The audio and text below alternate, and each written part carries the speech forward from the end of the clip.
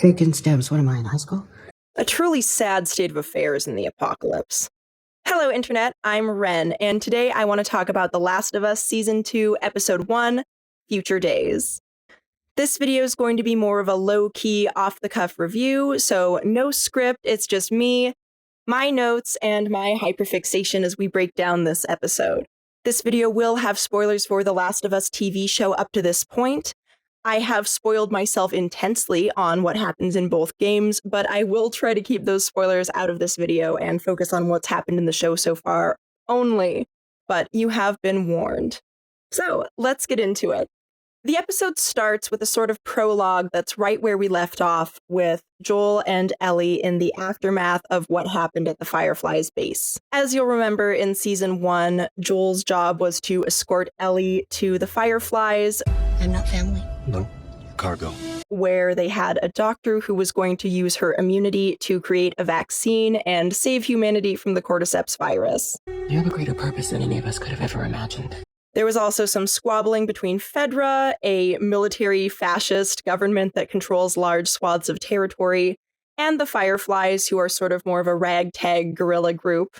Joel did get Ellie to the Fireflies successfully, but upon discovering that to create the vaccine, they would need to kill her, Joel made an executive decision to break her out of the hospital, which resulted in him killing most of the people there in the process. Ellie was unconscious during this entire caper, and when she came to, Joel told her that the Fireflies were attacked by raiders and that he was barely able to get her out alive. And she accepts what he's saying as truth in the moment, but clearly seems to have some reservations. Swear to me that everything you said about the Fireflies is true. I swear. Okay. Then we cut to Abby, played by Caitlin Dever, as she and her friends mourn their losses among the Fireflies. They have plans to relocate to Seattle, but Abby is determined to hunt down and exact revenge upon Joel. When we kill him slowly. The group that they're talking about joining doesn't seem to be affiliated with the Fireflies. Ed has a brother who runs an outfit in Seattle. Supposedly he'd take us all in. So this does make me wonder if the Fireflies have been sort of wiped out for all intents and purposes. So what do? Do we look for other Fireflies? This place was the Fireflies. Which is kind of baffling because they did seem to be losing the war in Season 1, but I still got the impression that they were somehow remotely comparable to Fedra, at least to the point of being like a substantial resistance force, you know, a thorn in their side. But it sounds like they've been all but eliminated and were a much smaller group than it initially seemed. Anyways, then there's a 5-year time jump, and we cut to Joel and Ellie living their lives in Jackson. We see Ellie in fight training, where she's furious when she finds out that her opponent pulled a punch. Well, I can obviously take a punch, so who cares? I pulled it. You pulled it? Yeah, he pulled it. At the direction of her friend Jessie. Why? Because I told him to. Otherwise, he would have knocked you out, and I don't want to have to explain that to Joel. Meanwhile, Ellie's best friend Dina pays Joel a visit to ask him about how to unclog the main lines. The main lines are clay, all cracked to shit and full of roots. And gets a little lesson in fixing breakers. During which she asks Joel why Ellie is angry at him. Can I ask a question? Shoot. Why is she angry at you? Joel deflects. Well, I figure it's normal. Her being 19 and me being what I am.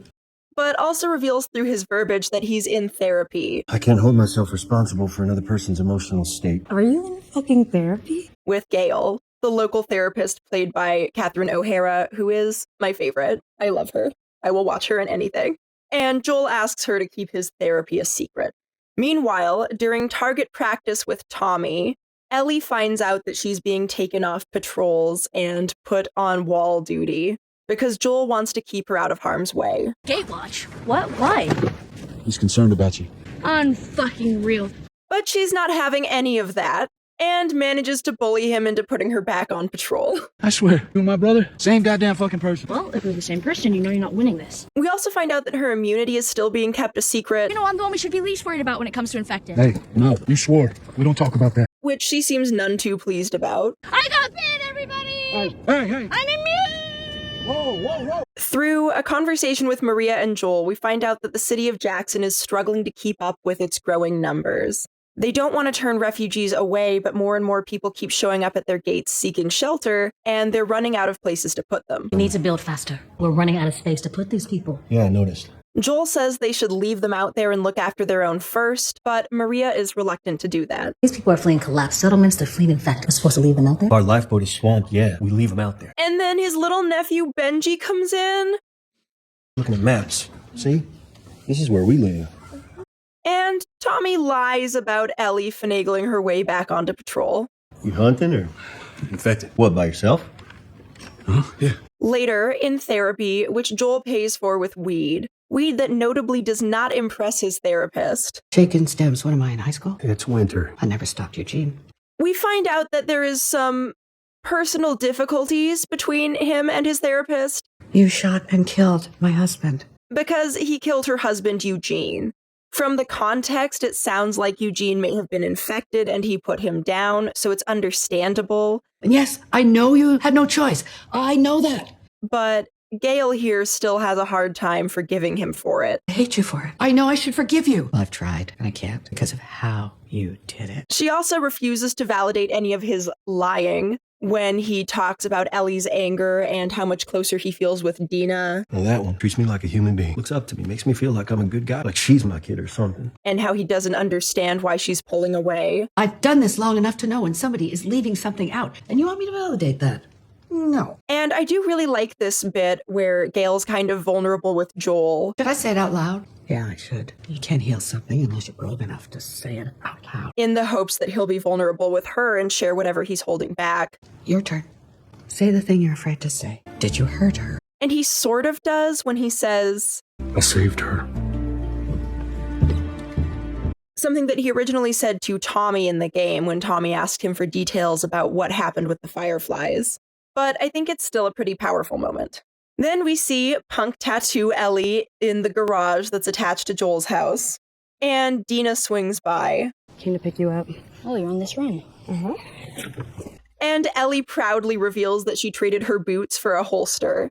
And I guess now we'll be trudging through the winter in Converse. Should've kept the boots. She goes on patrol with Dina, her ex-girlfriend Kat, and some randos. And Dina asks if she's going to the New Year's party that evening and if she's taking anybody. Taking anyone? Cat's available. Why would I ask Kat? What? You used to with her. And reveals that she's broken up with her boyfriend, Ellie's friend Jesse. Tell you what, you can go with me. Aren't you and Jesse? No, broke up. Yes, again. Then they spot a blood trail, which they follow to find a bear that has been mauled to death by infected. What do you call grizzly's ribs? Barbecue. Barbecue? Yeah. Seriously? And they decide to investigate a nearby market that looks like some infected may have gotten into. On the roof, when they're doing a little bit of recon, Okay, so one-on-one. I've done that before. Ellie goads Dina into going inside. If you'd rather let the men handle it. Kind of a dick move considering she's immune and Dina's not. They use some shorthand communications to kill a couple infected. And we realize Dina doesn't know that Ellie is immune. Did you get bit? Did I have to shoot you in the face? Not today. And while marveling at the dog employee of the month on one of the walls, Ellie falls through the floor into the lower part of the store, Oh my god, before we leave, you gotta check out the employee. where she encounters a stealthy zombie that tries to hide and lure her rather than simply charging at her. Ellie manages to dispatch it, but not before getting bit again. I am wondering if anything weird is going to happen with the little bits of cordyceps we see wriggling around the wound, and whether that's going to be some means for the infected to spy on the Jackson community or something. Or if it's just meant to disgust and horrify, in which case, mission accomplished. And when she and Dina return, they tell the council about the zombie. I'm not saying it could do math or anything, but it didn't run at me. It did what we do. Planned, waited, lured me in. Maria seems particularly concerned, but everyone else seems pretty dismissive. Maybe the smart one was a one-off. Maybe. I don't know, just lately I've had a feeling. A feeling. Although one council member notes that Reality is nothing but a collective hunch. Lily Tomlin. back in the garage, Ellie uses a knife to make the bite unrecognizable, and I literally watched that scene through my fingers. But if you get through that, you do get this adorable scene of Ellie journaling afterwards as a treat. Joel asks her if she's going to the New Year's party, Just coming to see if you were going to that thing tonight. Be good to show your face. and then offers to restring her guitar for her and grabs it before she can stop him. Strings are shot. I'll put some new ones on for you. Oh, you don't have to do that. We'll get it back tomorrow. It's another moment where a well-meaning Joel accidentally steamrolls Ellie, just like with the patrol, He's concerned about you. or the fireflies, or even other little moments like when he turns on the light while she's working in the dark. Better? Nope. Something anyone with ADHD will tell you is not appreciated. The light would be on if we wanted it on. They go to the party, which is at a church, and there's a bit of music playing as they celebrate New Year's 2029. Jesse seems pretty bummed out watching Dina dance with other guys. She's putting on quite the show. And he's probably even more bummed out when she dances with Ellie, who she ends up kissing after a little bit of flirtation. How bad do I smell? Like a hot oh. But the sweet moment is interrupted by Seth, the local homophobe, Hey, it's a family event. who for some reason still cares about girls liking girls in the apocalypse. In a church. Did you just say? Joel immediately responds by shoving the man to the ground, Get the hell out of here. and Ellie is mad at him. Are you okay? What is wrong with you? But I'm not. Get got, Seth. That said, the therapist watching this all unfold is absolutely sending me. Poor Joel leaves the celebration, and so does a furious Ellie.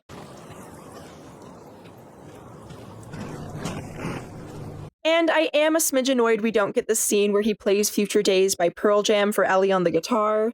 I'm hoping we get that sometime later this season, but I would expect it to be in the episode that's called Future Days, so what gives, HBO?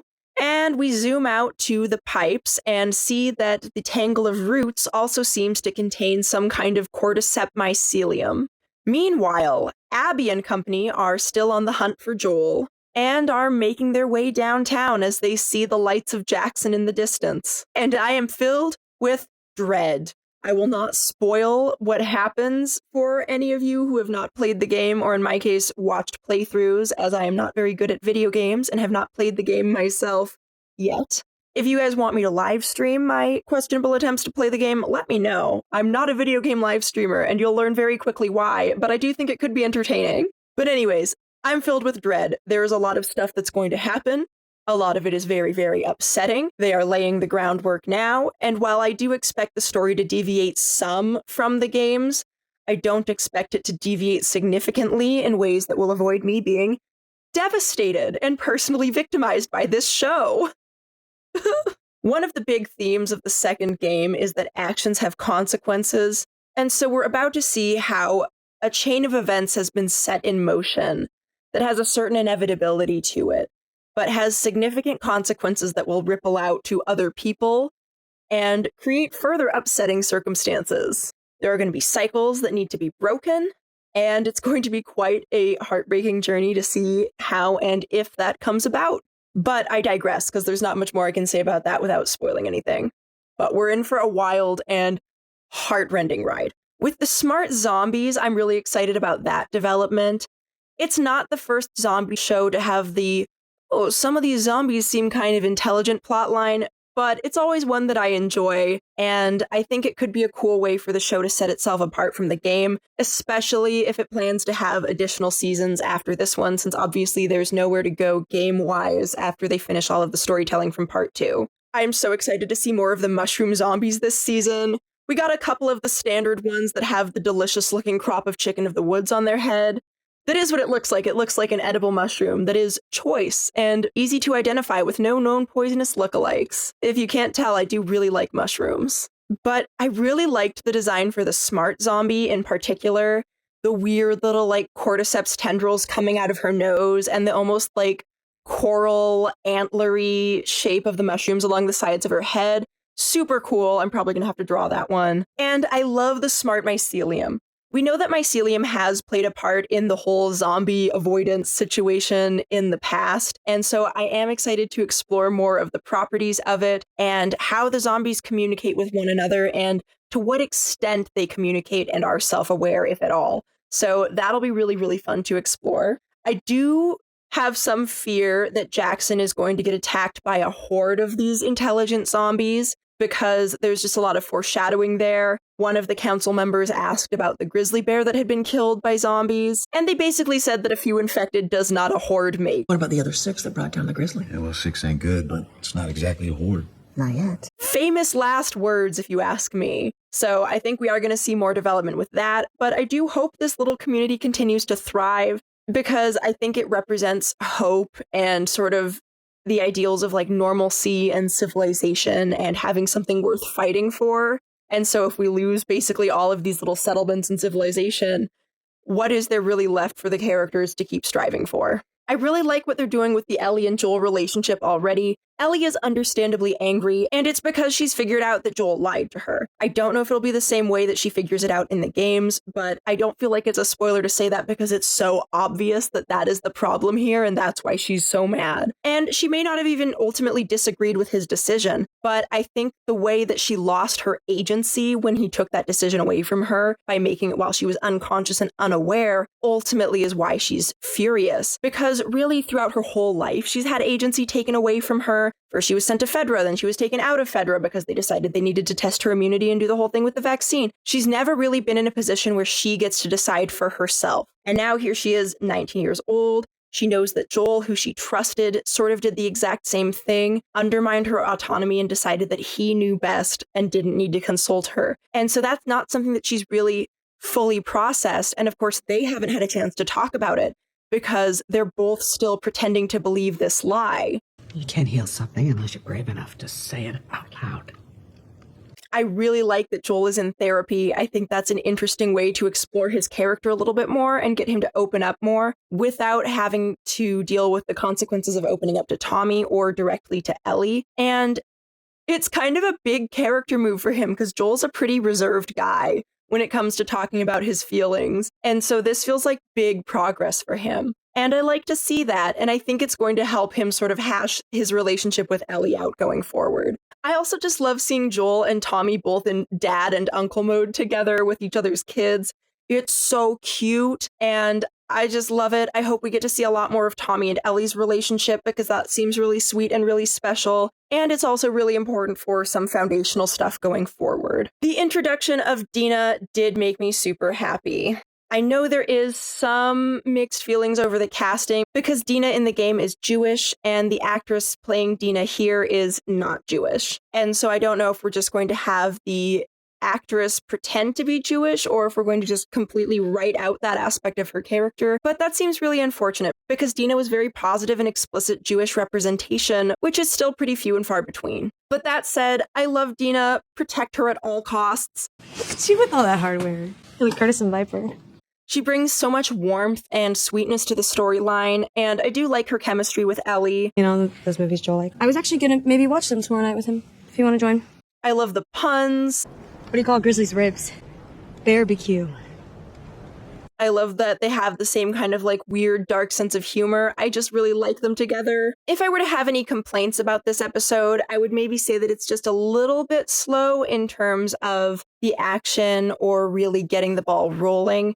But I think it does some really important setup in terms of the character relationships and letting us know where everyone is at in the time since season 1. So I'm not really mad at it. Overall, I think it was a really strong start to the season, and I'm excited to see where it goes. But that's all I have for you for now. What did you think about this episode of The Last of Us? What do you think is going on with the intelligent zombies? Let me know in the comments down below. Like, share, and subscribe for more videos. See you next time. Wiedersehen.